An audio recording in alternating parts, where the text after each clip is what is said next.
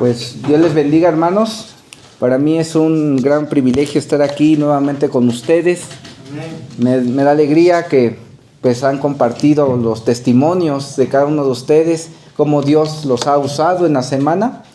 Y pues vamos ahora a abrir las Escrituras, vamos a meditar en la palabra del Señor.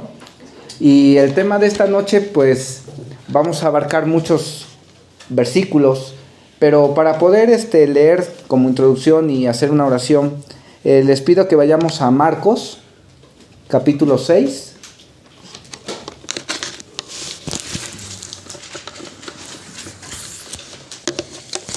Marcos, capítulo 6,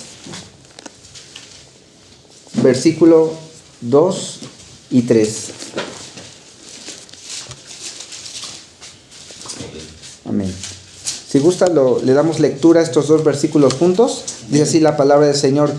Y llegado el día de reposo, comenzó a enseñar en la sinagoga, y muchos oyéndole se admiraban y decían: ¿de dónde tiene estas cosas? ¿Y qué sabiduría es esta que le es dada? ¿Y estos milagros que por sus manos son hechos? ¿Y no es el carpintero, hijo de María, hermano de Jacobo, de José, de Judas, de Simón? ¿No están también aquí con nosotros sus hermanas? Y se escandalizaban de él. Vamos a orar. Amado Padre Celestial, en esta hora pido, Padre, que nos ilumines a cada uno de nosotros el entendimiento, que podamos, Padre, entender los versículos que vamos a leer en esta noche y podamos aplicarlos a nuestras vidas. Que ninguno de nosotros, Padre, regrese vacío a sus hogares, con sus familias, sino que vayamos, Padre, con gozo, con alegría y con más sabiduría de tu palabra. En el nombre de Jesús lo pedimos, nuestro Salvador Jesús. Amén. Amén. Pueden tomar asiento, hermanos.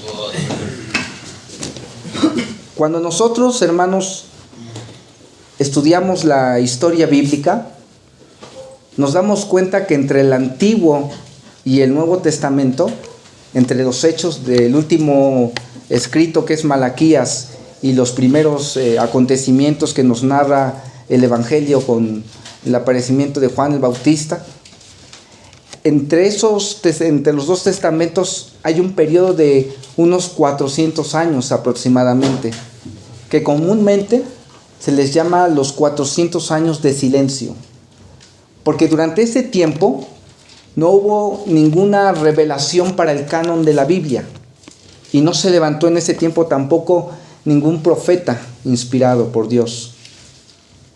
Pero, aunque hubo un silencio en ese sentido, la mano de Dios siguió dirigiendo el curso de la historia. Y nos podemos dar cuenta porque hay pasajes como Daniel capítulo 2 sobre la estatua de Nabucodonosor, o como también Daniel, igual en el mismo libro de Daniel, cuando habla de las 4 bestias, que son los 4 reinos que iban a estar en el planeta Tierra. Esos pasajes nos dan luz de lo que pasó en estos 400 años de silencio.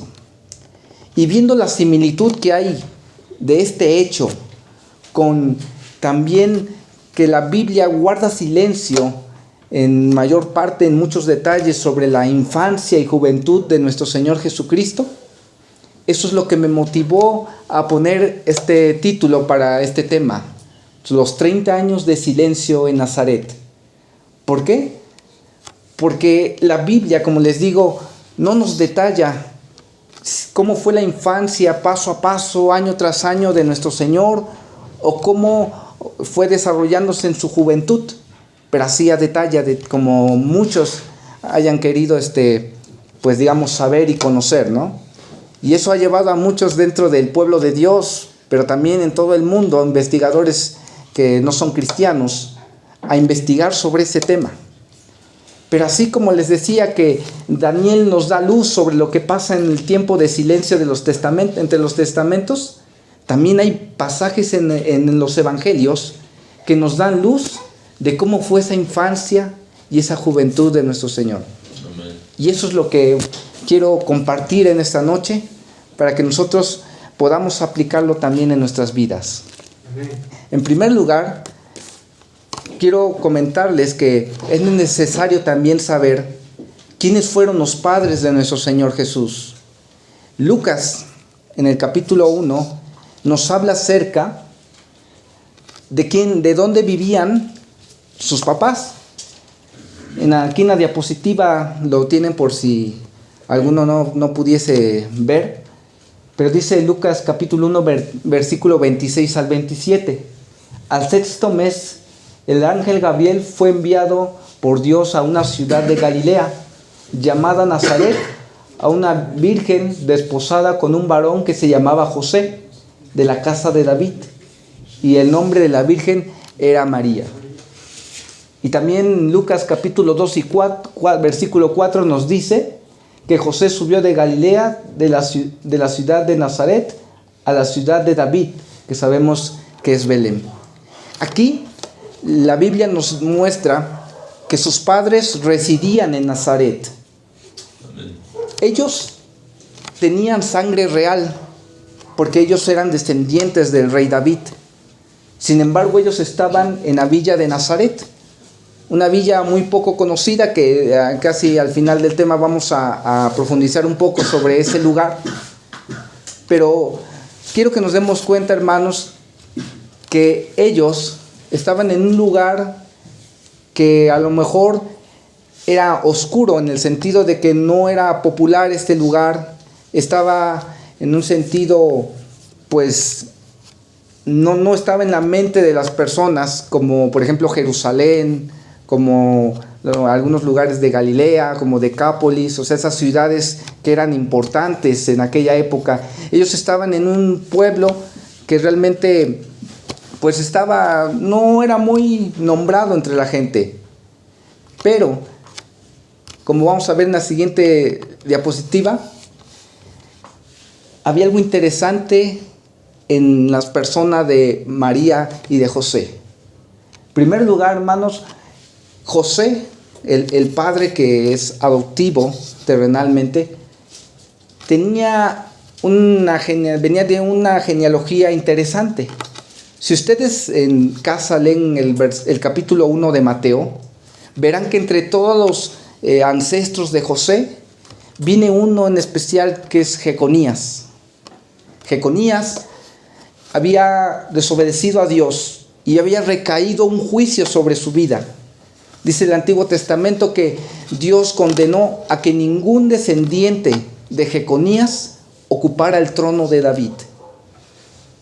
Esa maldición recayó sobre la genealogía o sobre los descendientes de Jeconías. Sin embargo, en el caso de nuestro Señor Jesús, la maldición no llegó a él. Porque la maldición, hermanos, fue sobre los descendientes, es decir, sobre su sangre o sus genes.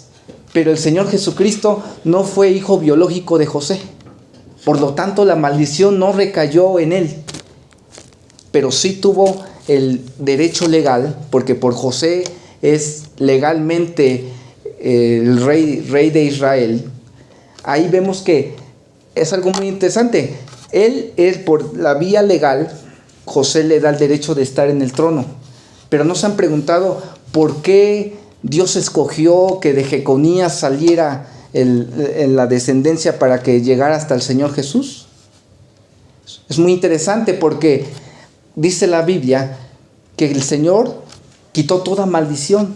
Sobre él recayó la maldición, se hizo maldición para que nosotros fuésemos bendecidos. Pues dice también la Escritura que maldito el hombre que muere en un madero.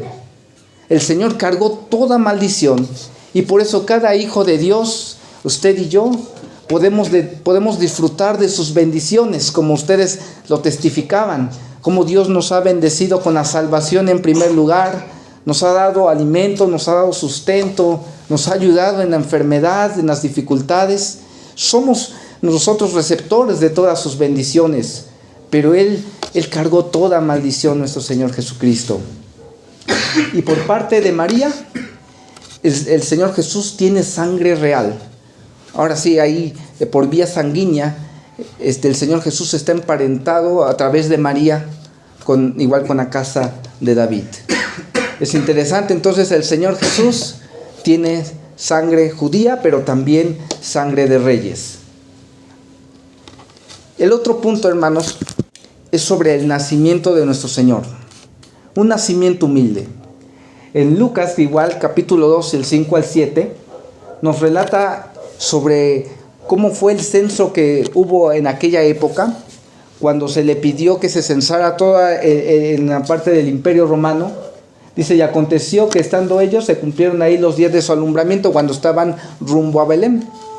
En esa época, los censos romanos eran comunes para poder fijar los impuestos que se iban a cobrar a la gente, y en el caso de los romanos, para poder identificar quiénes estaban forzados al servicio militar. En este caso, pues era para los impuestos. Pero es curiosa la historia, porque cuando van rumbo a Belén, dice que le ganó el tiempo del alumbramiento y no encontraban lugar en el mesón. No encontraban alguna posada para poder estar ahí y para poder nacer nuestro Señor Jesús. Y aquí vemos cómo el Señor, porque para Dios no hay nada al azar, cómo vemos que las condiciones se dieron y nuestro Señor no tuvo un lugar en donde nacer, un lugar digno. Dice la Escritura que Él fue arropado en pañales, en pedazos de tela, y fue acostado en un pesebre, que el pesebre era el lugar en donde comían los animales. En la antigüedad, hermanos, las posadas eran lugares donde consistían en lugares de muchas habitaciones, y todas ellas daban a un patio pues en común. Y la persona que era encargada de la posada estaba obligado solamente a proveer, aparte del hospedaje, forraje para los animales y fuego para hacer comida, para cocinar los alimentos. Entonces es probable que María dio a luz en el patio del mesón, en el patio de ahí de la posada, y que una vez dando a luz ahí en el patio común de las habitaciones, acostase al Señor Jesús en ese pesebre, en el lugar donde estaba en la posada para los animales. Y esto es muy interesante. ¿Alguna vez igual se han preguntado por qué el Salvador, el dueño del mundo, se hizo pobre de esta manera? Pues no cabe duda, hermanos, que no hay ninguna persona en este mundo que no pueda identificarse con el Señor, que no pueda sentir esa comprensión por parte de nuestro Dios. Porque a lo mejor a algunos les ha tocado vivir que cuando van a dar a luz a alguno de sus hijos, pues tengan que pasar a lo mejor ciertas tribulaciones, ¿no? En lo que es, por ejemplo, el hospital público, ¿no? El hospital de la mujer en este caso, o en el instituto, ahí en el IMSS. Y pues ustedes y yo sabemos cómo es esa situación, ¿no? Cómo a veces la atención no es buena en algunos casos. A veces uno tiene que hacer filas porque hay muchísimas mujeres que también necesitan una camilla. Pero hermanos, nosotros pues aquí en nuestra ciudad pues vivimos ese tipo de aflicciones, pero el Señor no tuvo ni siquiera los cuidados de un especialista. Y sin lugar a dudas, ahí vemos cómo esa mano poderosa del Señor, esa mano que vino a tender misericordia a la humanidad, vino a demostrar esa gracia, identificándose con nosotros desde ahí, desde su nacimiento. Porque ustedes saben que el Señor ocupó nuestro lugar en la cruz por nuestros pecados, pero también desde ahí, desde su nacimiento, ya estaba ocupando el lugar del hombre, porque estaba experimentando lo que usted y yo vivimos, cómo es el duro vivir de un ser humano, y más en las condiciones más difíciles. Ahí el Señor se estaba identificando con nosotros. Si alguna vez usted tiene alguna dificultad, tiene algún problema económico, en el caso de los nacimientos de los niños, puede consolarse en el Señor, porque Él tuvo el nacimiento más humilde que puede haber existido. Y es más, es interesante porque normalmente las personas que nacen en cuna de oro no comprenden el sentir de la mayoría de todos nosotros.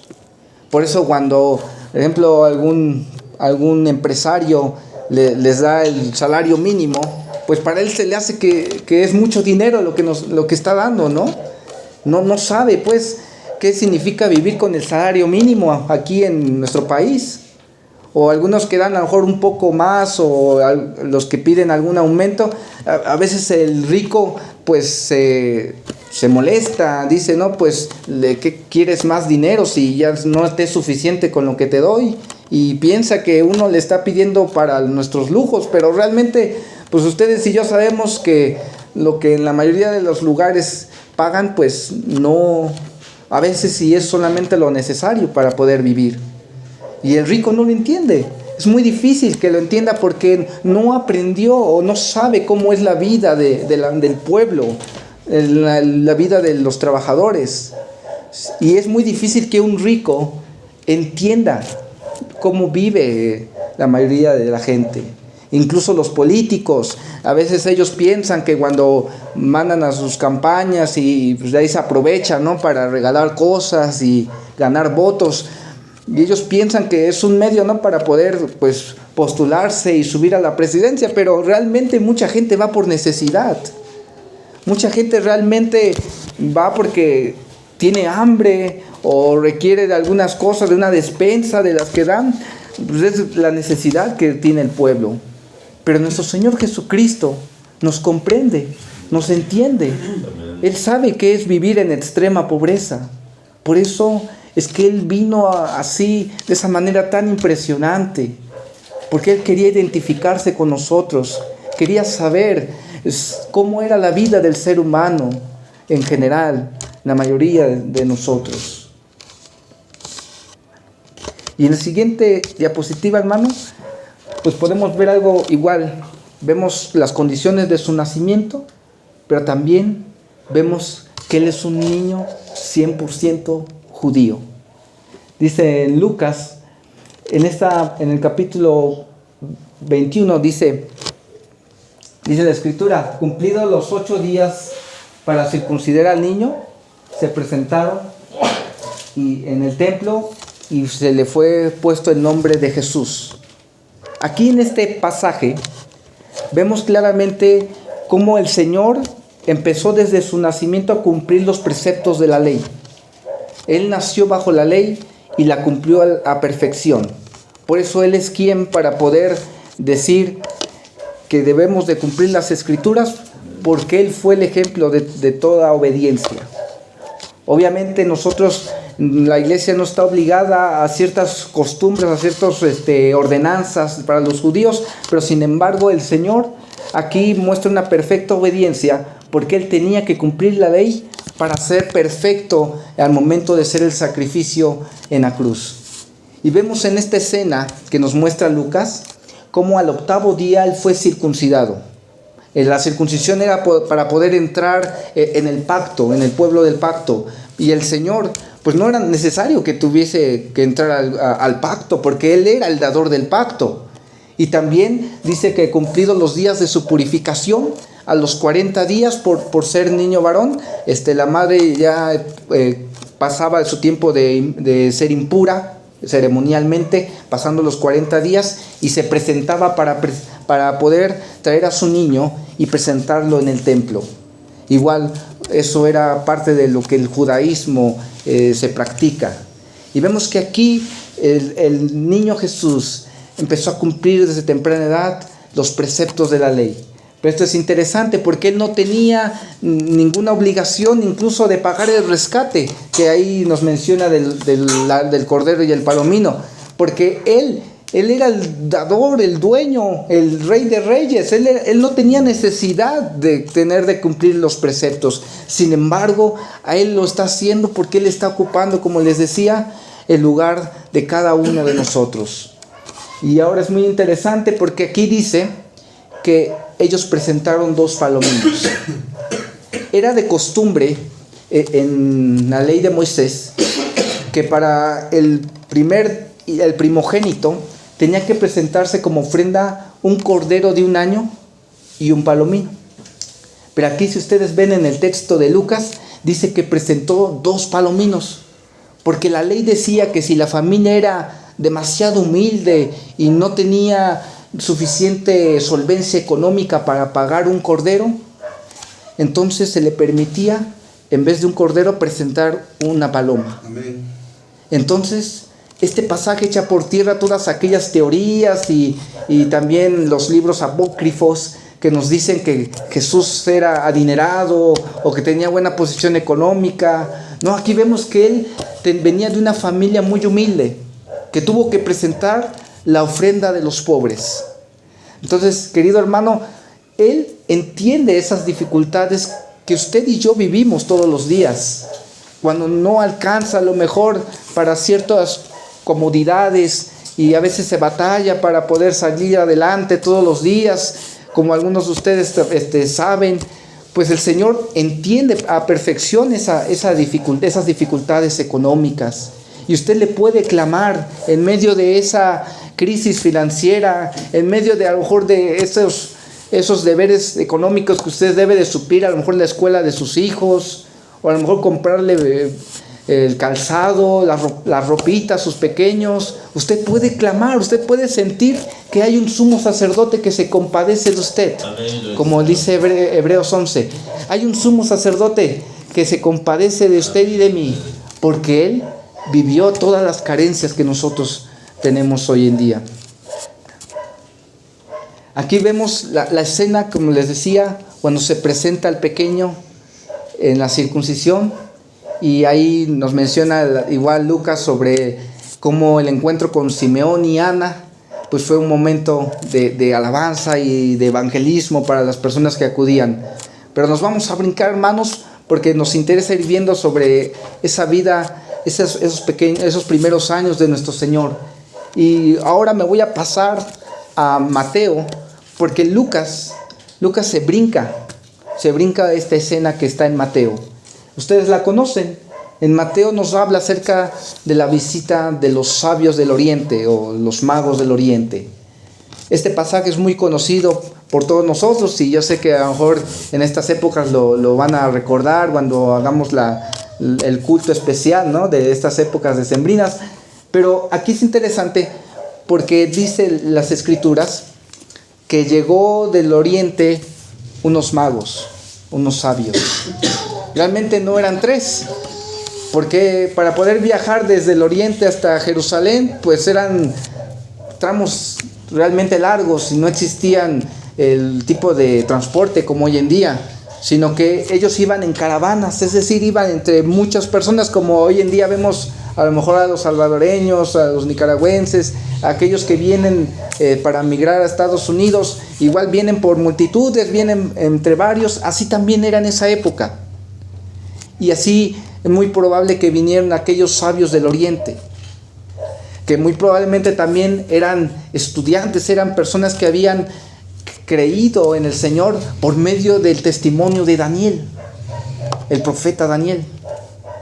Pero llegan estos personajes y por eso se asombran, porque si fueran 3, pues no se asombraría toda Jerusalén, ¿no? Como dice en el pasaje de Mateo, que al llegar ellos, dice que la gente se asombró, hasta el mismo Herodes se quedó conmocionado, porque debió de haber sido una caravana de gente extranjera muy grande, que venía buscando al rey, y eso turbó a Herodes, y los llamó en secreto, y preguntó acerca del tiempo de la aparición de la estrella, porque hubo una estrella que al analizar las profecías vieron que estaba cumpliendo, que ya era el momento en que iban a ser el Mesías, y les pregunta el tiempo de la aparición de la estrella, y entonces los manda a ver al niño y a después decirle dónde se encontraba. Ustedes conocen la historia.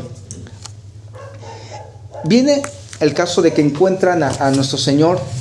Dice que ya estaba en la casa, y ahí, de acuerdo al tiempo que calculó Herodes, porque dice las Escrituras que mandó a matar a los niños de 2 años para abajo, entonces nuestro Señor Jesucristo tenía aproximadamente poco más de 1 año cuando llegaron los sabios del Oriente.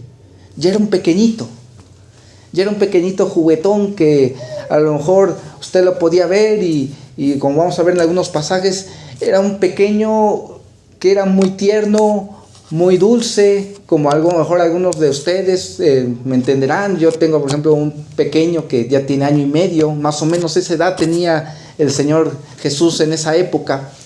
Y era un pequeñito, pero era un pequeñito que estaba en peligro, porque entonces Herodes mandó a matar a todos los niños menores de 2 años para abajo. Y fue una matanza que dice que voz fue oída en Ramá, lloro y lamentación. Dice la profecía, Raquel que llora a sus hijos y no quiso ser consolada porque murieron. Ese fue el ambiente. Aunque era un pequeñito, un dulce niño que podías agarrarlo entre tus brazos y contemplarlo, había alguien detrás de él, un asesino. Pero Dios lo cuidó. Y dice las escrituras que le pidió a José en noche, por medio de sueños, el ángel le dijo, toma al niño y a María y vayan a Egipto porque van a querer matarlo. Entonces, parte de la infancia de nuestro Señor la vivió en Egipto, en un lugar extranjero. Y después, pasado el tiempo, cuando muere Herodes, regresan a Israel, igual por mandato en sueños, y tuvo miedo José de llegar a Judea, porque estaba Arquelao. Arquelao era hijo de Herodes. La historia dice que Herodes repartió su reino entre sus 3 hijos. Arquelao era el más sangriento, era el peor de sus 3 hijos, tanto es así que cuando él subió al trono, luego que sube al trono de Judea, mandó a matar a 3,000 personas, dice el historiador Josefo. Entonces era una persona totalmente peligrosa y ese era el temor que tenía José. Entonces, hermanos, podemos ver incluso aquí una aplicación personal. Era un papá que se preocupaba por la seguridad de sus hijos, por la seguridad de su familia. Y nosotros como padres, aquellos que ya lo son, tenemos que cuidar a nuestra familia. Tenemos que estar al pendiente de nuestros hijos. José, como buen padre, vio por la seguridad de su pequeño y de María. Pero al padre responsable que se encomienda al Señor, Dios siempre lo guía. Amén. Por eso vean el ejemplo cómo José fue guiado y le dijo, no te vayas a Judea, vete a Nazaret, como ya habíamos visto, al lugar de donde ellos eran originarios. Ahí reinaba Herodes Agripa, que era menos sanguinario, era un rey más tranquilo, podríamos decirlo. Cómo el Señor los va guiando, ¿no? Y así, hermanos, con sus pequeños, con sus esposas, también vamos a tener que vivir tribulaciones, vamos a vivir momentos difíciles, pero tomados de la mano del Señor, Él nos va a guiar. Él nos va a decir a dónde tienes que vivir, a dónde tienes que trabajar, a dónde tú tienes que, acabando el culto, a dónde Dios te manda hoy. El Señor nos guía. Eso es muy interesante. Y después, las escrituras nos pasan. Ahora yo quiero que ahora sí que abran las escrituras en Lucas. Ahí vamos ya casi a desenvolver el resto del tema.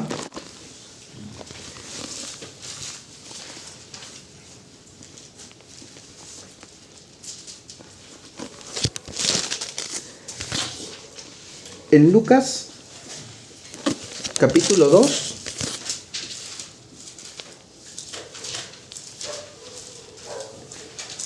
versículo 39. Yo voy a ir leyendo y voy aquí a ir explicando estos pasajes, pero aquí pues me interesa que estemos porque aquí es donde hay gran material sobre la infancia y juventud de nuestro Señor. Y es muy interesante, hermanos, porque Mateo está escrito desde el punto de vista de cómo vivió José la historia. Pero Lucas nos muestra cómo fueron las cosas desde el punto de vista de María. Muy probablemente Lucas obtuvo la información de primera mano de la madre del Señor Jesús. Y una madre, la mayoría es muy cuidadosa con los acontecimientos más de la infancia, de la adolescencia, de sus hijos. Una madre siempre es muy cuidadosa, se acuerda de fechas a veces, se acuerda, no, tú estabas vestido así y recuerdas que cuando tenías 2 años yo te llevé a tal lugar. Siempre una madre es más cuidadosa en ese sentido, ¿no? En la historia de sus pequeños. Y aquí vemos cómo aquí el Señor pues retrató con mucho detalle sobre esa infancia y juventud del Señor. Miren, dice aquí en el versículo 39, después de haber cumplido con todo lo prescrito en la ley del Señor, esto se entiende que es después Aquí empieza después de la visita de los magos y de que regresan de Egipto. Dice, volvieron a Galilea, a la ciudad de Nazaret, y el niño crecía y se fortalecía y se llenaba de sabiduría, y la gracia de Dios era sobre él. Este pequeño pasaje ya nos dice mucho acerca de cómo fue la infancia del Señor. Dice que crecía, es decir, era el crecimiento de un niño normal. No había algo fuera de lo común en un sentido sobrenatural. Muchos han dicho que cuando él era pequeño, él no podía controlar su divinidad y causaba problemas en el pueblo de Nazaret, pero eso solamente son teorías, son libros apócrifos, no tienen ningún respaldo. Aquí las Escrituras nos dice que él crecía y se fortalecía como un pequeño, como un niño normal que iba aumentando en estatura, que iba aumentando en su sistema inmune. Él iba creciendo. Pero dice que la gracia de Dios era sobre él. Es decir, que conforme iba creciendo, Dios iba mostrando su favor con este pequeño. Iba mostrando su favor en que le proveía alimento, empezaba a tener más sabiduría cada vez más. Así como cada pequeñito que está al resguardo de los padres cristianos, también ven la gracia de Dios. Si sus padres son temerosos de Dios, los pequeños siempre van a ver al paso del tiempo esa gracia de Dios, cómo los ayuda a través de cualquier enfermedad, a través del tiempo va proveyéndoles el sustento, la comida, la ropa, la educación. Esa es la gracia de Dios que obra en nuestros hijos, y también obró de esa manera en la vida de nuestro Señor. Dice también el versículo 41, iban sus padres todos los años a Jerusalén a la fiesta de la Pascua. Y aquí las Escrituras se brincan unos años y nos dan una mirada cuando él tenía 12 años. Cuando Jesús tenía 12 años, dice que en una ocasión fueron a Jerusalén, porque era de costumbre ir a aquellos que vivían a algunos kilómetros cerca, tenían que ir a la fiesta de la Pascua. Y el pasaje aquí en el capítulo 2 nos dice la historia de cómo el joven Jesús fue al templo, y pues sus padres pensaron que se había ido en la caravana, que ya iba de regreso a Nazaret, y lo perdieron de vista. Aquí el detalle fue que pues ellos no se percataron de que el joven Jesús no estaba con ellos. Esto era porque en aquel entonces las caravanas se dividían en dos grupos. Primero iban las mujeres en un conglomerado de personas, se iban primero al lugar en donde iban a pasar la noche, y una vez que las mujeres se adelantaban, pues los varones iban detrás. Por ello es que tanto María creía que José tenía al joven Jesús con él, como también José creyó que a lo mejor nuestro Señor Jesucristo estaba con María. Pues ambos creían que el otro tenía al muchacho. Por eso es que cuando llegan al lugar en donde van a pasar la noche, se dan cuenta de que ya no está. Le dicen, no, José, ¿está contigo Jesús? No, pues no está. No estaba contigo en la caravana que ustedes fueron primero. Y entonces es en donde se alarmaron y dice que regresaron a Jerusalén. Y ahí, aquí dice las Escrituras que un día de camino habían ido al lugar donde iban a pasar la noche. Al regresarse era otro día. Y entonces al tercer día, pues estaban ya en Jerusalén y lo estaban buscando. Entonces lo encuentran en el templo. Y entonces aquí es en donde pasa algo muy impresionante, que usted puede darse cuenta cómo fue esa juventud del Señor. Dice aquí en el versículo 46, y aconteció que 3 días después de lo hallaron en el templo. Los 3 días abarcan desde cuando se fueron en la caravana, creyendo que iba con ellos o con algún familiar. El segundo día cuando regresan, y el tercer día es cuando ya lo encuentran. Dice que ya aconteció que era el tercer día, y sentado lo encontraron en el templo, sentado con los doctores de la ley, oyéndoles y preguntándoles. Y todos los que le oían se maravillaban de su inteligencia y de sus respuestas. Aquí, hermanos, dice que él escuchaba, en este caso al Sanedrín, en este caso los 70 rabinos importantes que formaban el famoso Sanedrín judío. Él escuchaba, nuestro Señor escuchaba atentamente cómo ellos predicaban, porque ellos se juntaban, era costumbre que se juntaban para hacer discusiones teológicas. Entonces ahí podemos ver al joven Jesús que estaba escuchando atentamente y también les preguntaba y les respondía. Aquí vemos que nuestro Señor Jesucristo tuvo un crecimiento normal, como cualquier ser humano que mientras va creciendo en edad, va entendiendo cada vez más y más y más. Y en este caso, qué humildad, porque vemos que aquí el joven Jesús preguntaba, escuchaba, sabía escuchar. ¿Cuántos de nosotros sabemos escuchar al predicador, al maestro? Él escuchaba, siendo Dios, ponía atención, preguntaba. Entonces vemos cómo hay aquí, en esas preguntas y en esas respuestas, asombró a aquellos maestros de la ley, porque se asombraron de su inteligencia.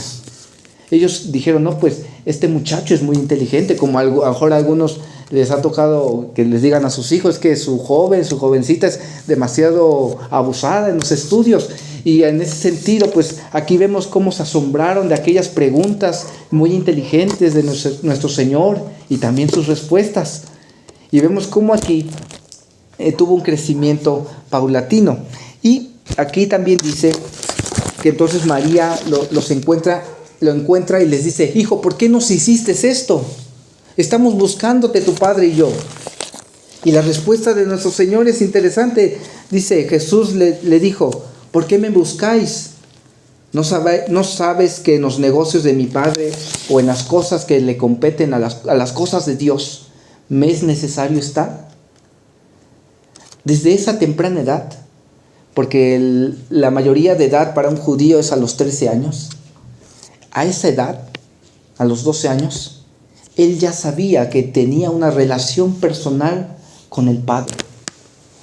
Porque hay muchos supuestos investigadores que han salido por ahí en la televisión, en documentales, que dicen que Jesús era un muchacho que estaba perdido, que no sabía quién era, que era un muchacho confundido, que no sabía a qué vino a este mundo. Pero aquí vemos que a esa edad él ya sabía que tenía una comunión especial con el Padre. El Señor ya muy probablemente en esta época de su vida, él ya sabía que vino con un propósito que era diferente a cualquier ser humano que ha pisado la tierra. Por ello es que dice, en los negocios, en las cosas de mi Padre, en las cosas de Dios, me es necesario estar. Y aunque a lo mejor nuestros hijos o nosotros no seamos el mismísimo Señor Jesús, ¿cuántos de nuestros hijos, a lo mejor ustedes que tienen a algún joven, pueden decir que sus jóvenes saben que en las cosas de Dios les es necesario estar? ¿Cuántos de ustedes han inculcado a sus hijos para que sepan que en estos negocios, en ese sentido, que las cosas de Dios les es necesario estar desde su juventud, venir aquí a alabar al Señor, adorarle? Aquellos que tengan el ministerio de la música, nos decía el pastor David que hay muchísimos músicos aquí. Pues gracias a Dios, gloria a Dios, porque esos jóvenes ya saben que en las cosas de su Padre les es necesario estar. Pero ¿cuántos de nosotros, cuántos varones, cuántas mujeres les falta saber que para las cosas de Dios es necesario que estén? En el culto de los varones, en la femenil. ¿Cuántos saben o cuántos de nuestros hermanos están conscientes que en estas cosas es necesario que estemos? Pero el Señor desde su temprana edad igual nos indica a esos padres que fueron buenos mentores, que realmente los instruyeron en la palabra para que humanamente el Señor Jesús tuviera en claro que en las cosas de Dios era importante, era lo más importante.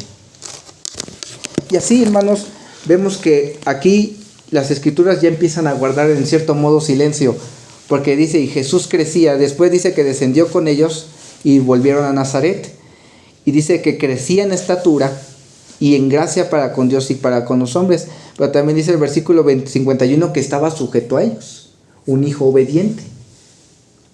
El Señor Jesús fue un niño obediente en todo el sentido de la palabra. Y dice que creció en gracia para con Dios y los hombres. Eso indica que era muy apreciado en el pueblo de Nazaret, que era un joven demasiado hospitalario, demasiado generoso, que le gustaba ayudar a la gente. Era un joven ejemplar, como para que aquí dijera que él crecía en gracia delante de los hombres, en ese favor delante de los hombres. ¿Cuántos muchachos conocen ustedes, a lo mejor en la colonia o a lo mejor en algunos pueblos donde es más fácil ver este tipo de ejemplos, que hay jóvenes que son muy queridos en el pueblo, jóvenes trabajadores que son ejemplo, que ayudan a las personas ancianas, que ahí está para lo que se presten los servicios públicos, a lo mejor barrer la calle, ayudar en la presidencia, no sé. Aquí vemos un joven ejemplar, y en ese sentido tenemos que luchar para que nuestros niños sean jóvenes ejemplares en su debido tiempo. Y aquí la Biblia empieza a guardar silencio, digamos casi los 30 años de silencio que mencionaba el título. Pero hay algo también que se me hace muy sorprendente. Pasan los años y aquí Juan y Marcos nos relatan dos cosas muy importantes.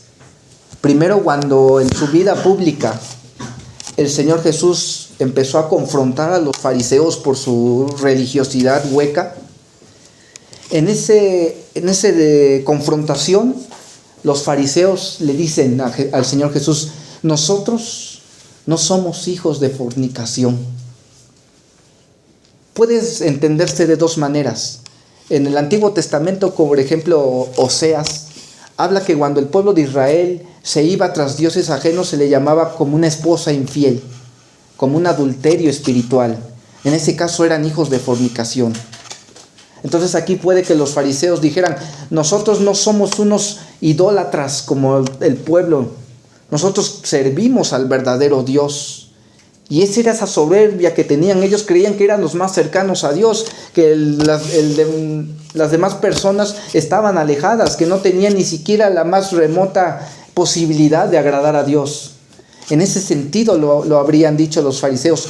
Pero también es posible que ahí se hayan querido menospreciar al Señor Jesucristo por lo que se decía de su nacimiento. Era sabido que José no era su padre biológico. Recuerden que en Lucas habíamos leído que estando desposada José y María fueron al censo.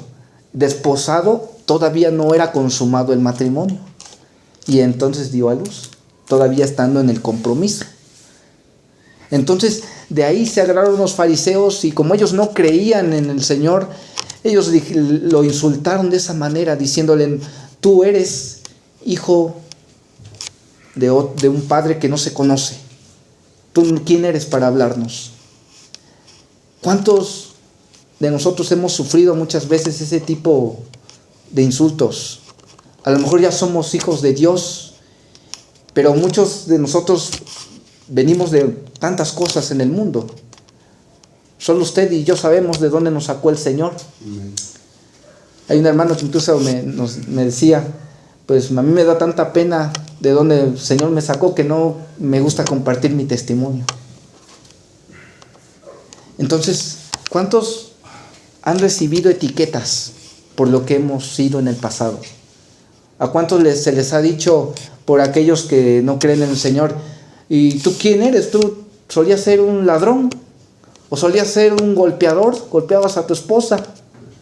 ¿O eras un majadero? ¿Y ahora me vienes a decir que crees en el Señor? ¿Que crees en Dios? ¿Cuántos de nosotros no hemos sido víctima de ese tipo de etiquetas? El Señor no era justificado ese insulto porque Él no tenía ningún pecado. Pero Él sabe, Él te entiende cuando tú eres atacado por aquello que tú ya dejaste en el pasado. Cuando hay alguien que te ataca y te señala por lo que fuiste, el Señor te entiende, porque Él también sufrió ese tipo de desprecios, aunque Él no lo merecía, pero Él te entiende, Él lo vivió.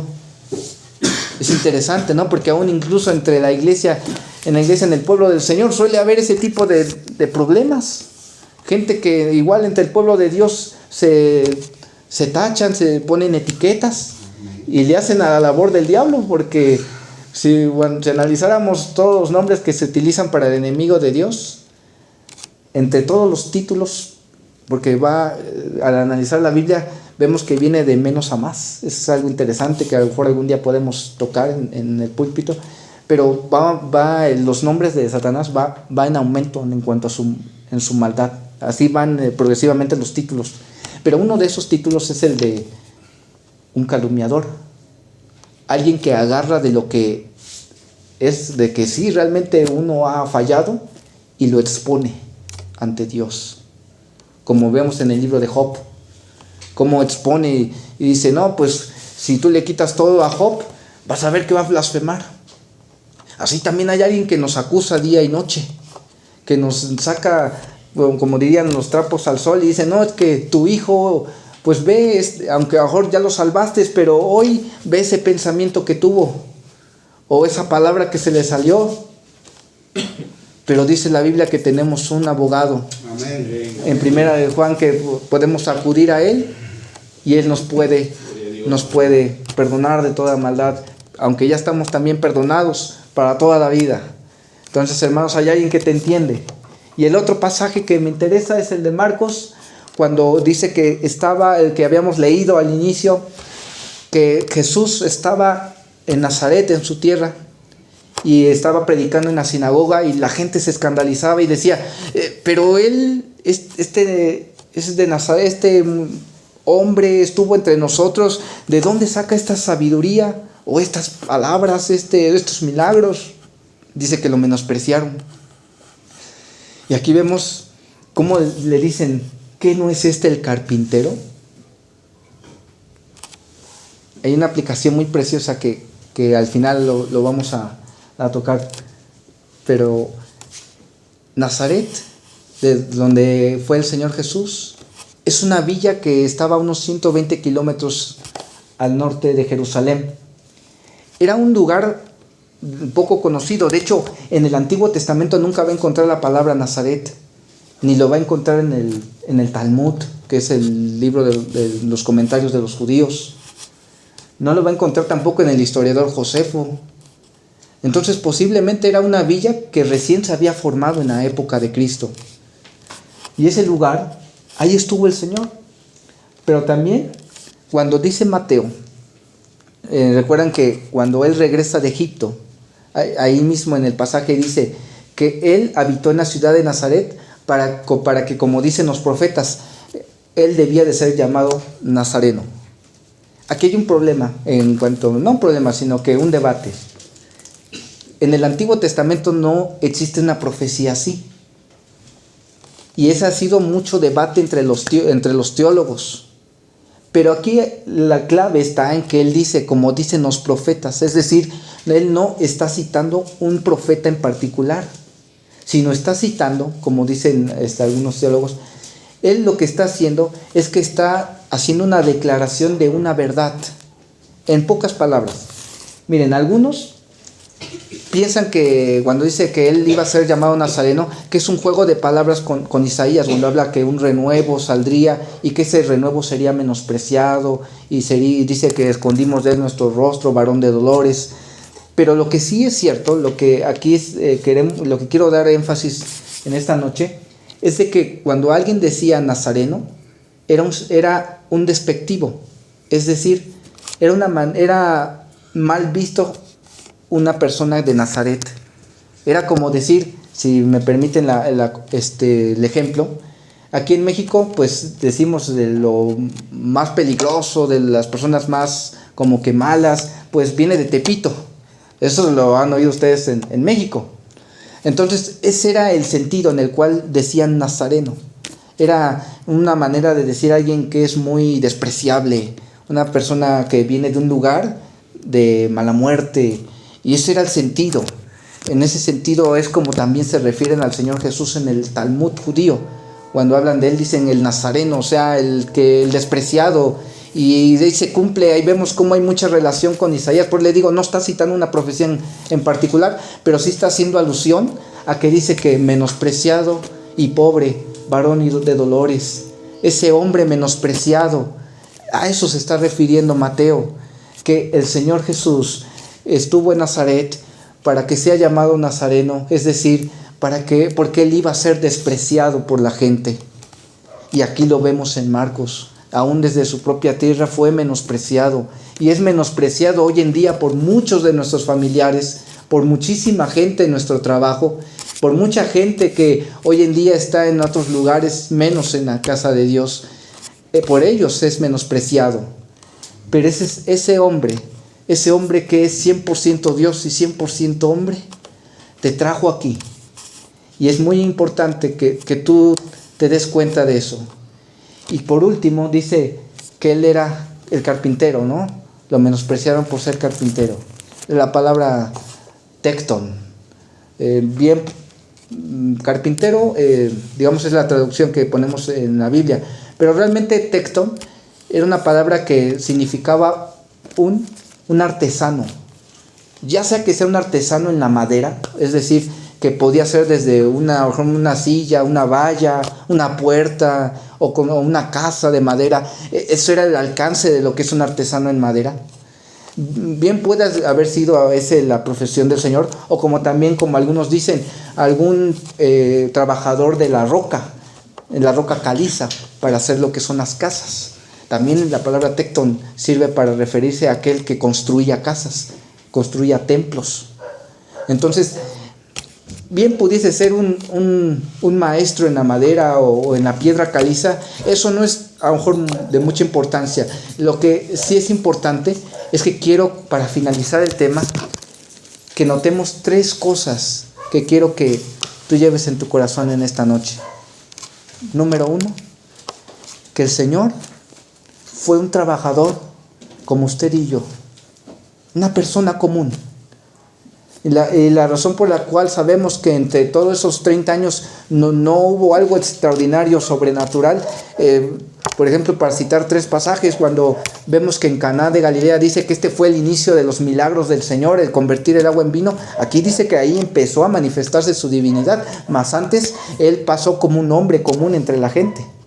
Otro, cuando igual dice Juan, que Juan el Bautista estaba bautizando y entonces él le predica a sus seguidores: yo vine bautizando en agua, yo no conocía quién era el Mesías, pero para que se manifestara, pues yo vine bautizando y ya vi que descendió el Espíritu Santo sobre él. Él no sabía que él era el Mesías, no había dado una muestra de divinidad en esos 30 años, había vivido como una persona normal.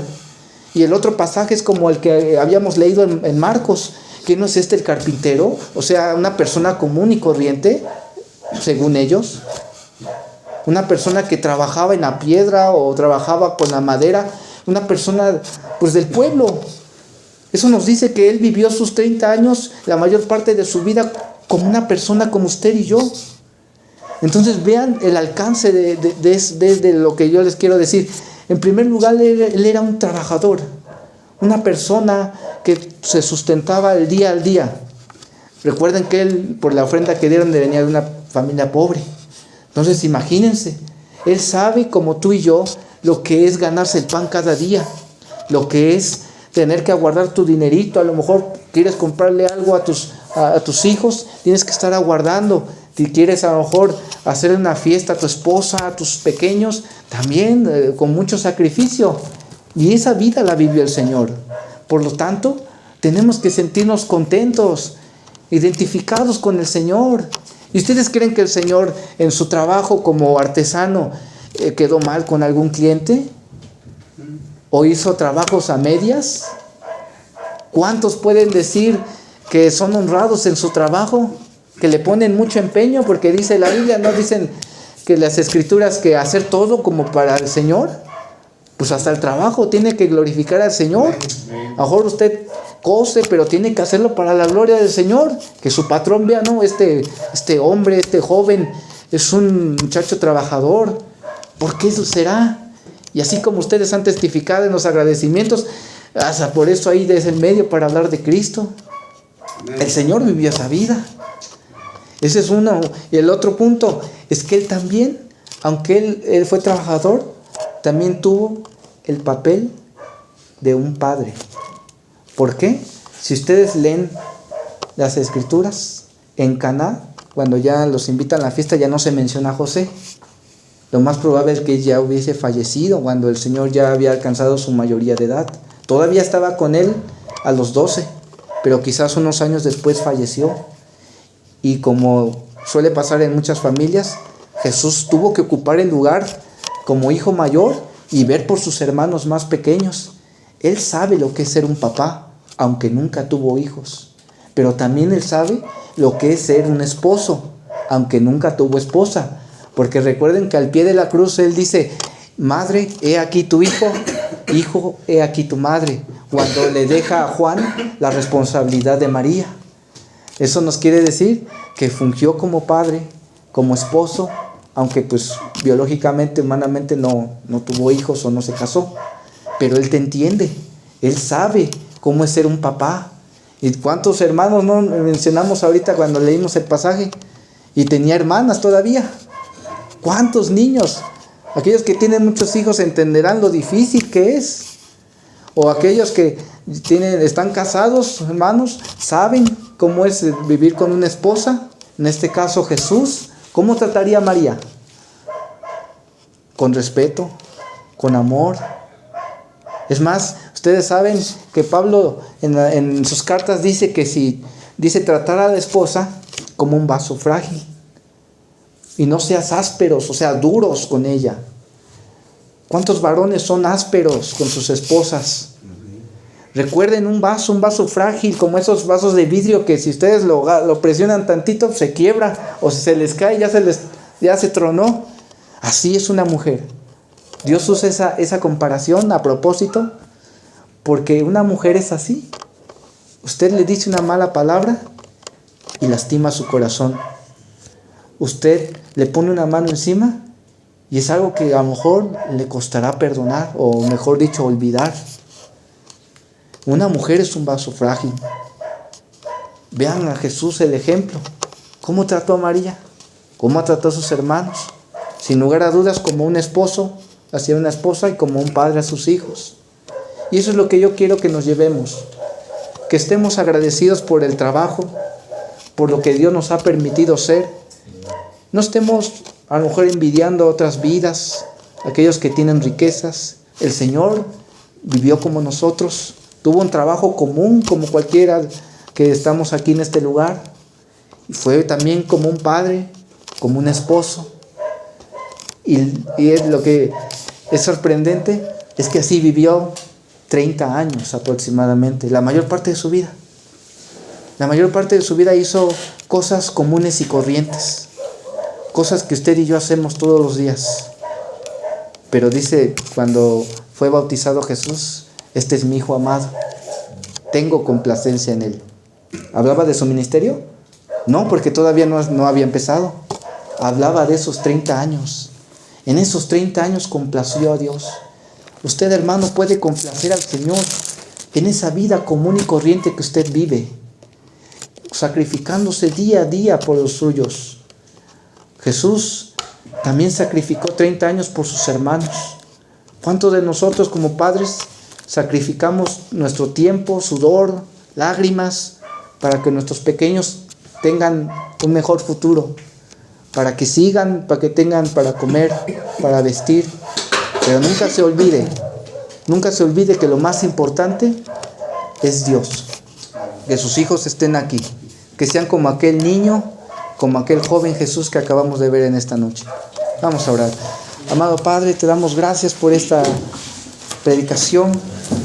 Yo te pido, Padre, que nosotros salgamos confortados y que salgamos por lo menos 3 cosas, Señor. Que vayamos con ese fervor a trabajar el día de mañana y que demos lo mejor como si fuese para ti. Que cada uno de mis hermanos varones trabaje honradamente, que lo haga con amor, que lo haga esforzándose, dándolo completa las cosas. Si él es encargado a lo mejor de algún almacén, que él dé completa las cosas.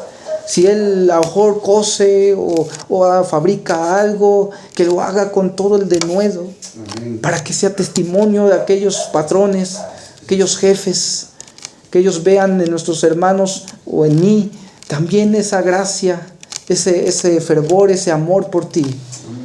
También pedimos que nos ayudes a ser esposos de los mejores, que podamos tratar a nuestras esposas como un vaso frágil como es, que midamos nuestras palabras siempre para con ella, que podamos tratarlas con amor, con respeto, dándole la honra que se merece por ser ya nuestra esposa. Y también como padres, que nos ayudes a sacrificarnos por nuestros hijos, que nos ayudes a lo mejor a veces a hacer a un lado ciertas cosas que queremos como varones comprarnos o tener. Pero ayúdanos, Padre, a hacer ese sacrificio por aquellos que amamos, para que nuestra familia tenga lo necesario. Ayuda a mis hermanos, ayúdanos para que podamos ser aquellos padres que instruyan a sus hijos y que puedan estar aquí, crecer en la iglesia, que sirvan al Señor. Ayúdanos, Padre amado, que esta palabra, Padre, no regrese vacía, sino que nos haga mejores obreros, que nos haga mejores padres y mejores esposos. En el nombre de Jesús, nuestro Salvador y Señor. Amén. Amén. Amén. Dios les bendiga, hermanos, pues dejo el lugar a quien corresponda.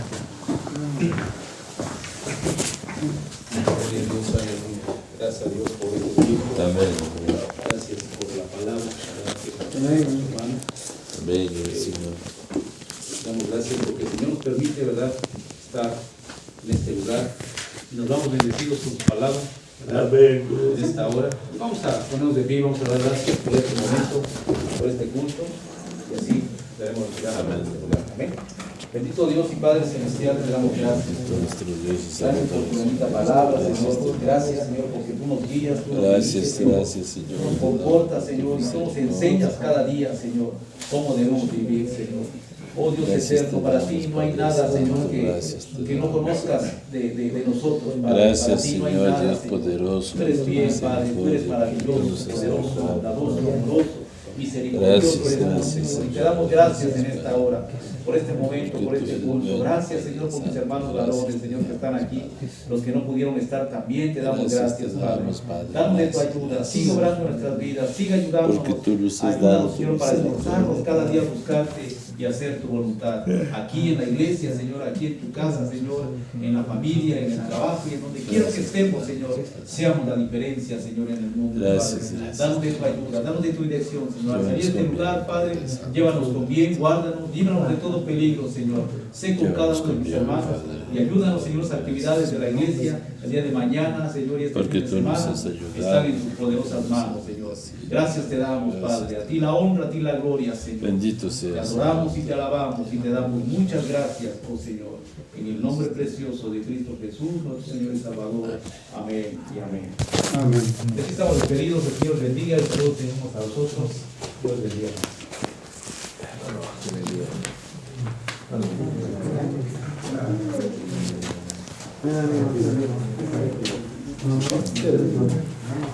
Dios les bendiga,